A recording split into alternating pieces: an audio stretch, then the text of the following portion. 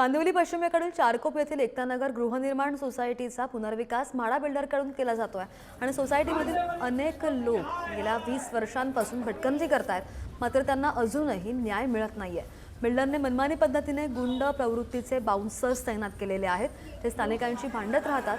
Kandivali police ठाण्यामध्ये यातील अनेक गुन्हे दाखल आहेत आणि या घटनेनंतर आमदार योगेश सागर स्थानिकांसह कांदिवली पोलीस ठाण्यामध्ये पोहोचले, जिथे त्यांनी बिल्डरच्या गुंडांवर गुन्हा दाखल करण्याची मागणी सुद्धा केली आहे। बातमी पाहतोय कांदिवलीमधून।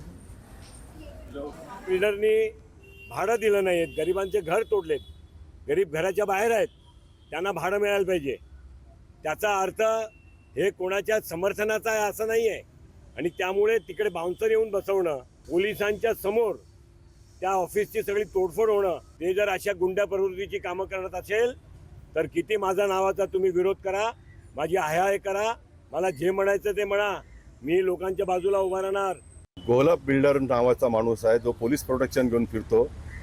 मी देवेंद्र फडणवीसांना विनंती करीन त्या एकूण प्रकरणाची चौकशी, एकदा एक बिल्डर काम करतो तिकडे बिल्डर येऊन 300चा 400, 400चा 500, 500चा 600 आणि लोकांना जास्त जागा मिळतो म्हणून जातात। अशा प्रकारे स्कीम या मुंबई शहरामध्ये होणार नाही।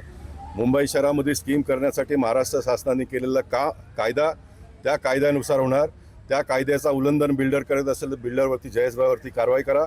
जयेशभाईंनी भाडा दिला नसेल तर त्याच्यावरती कारवाई करा।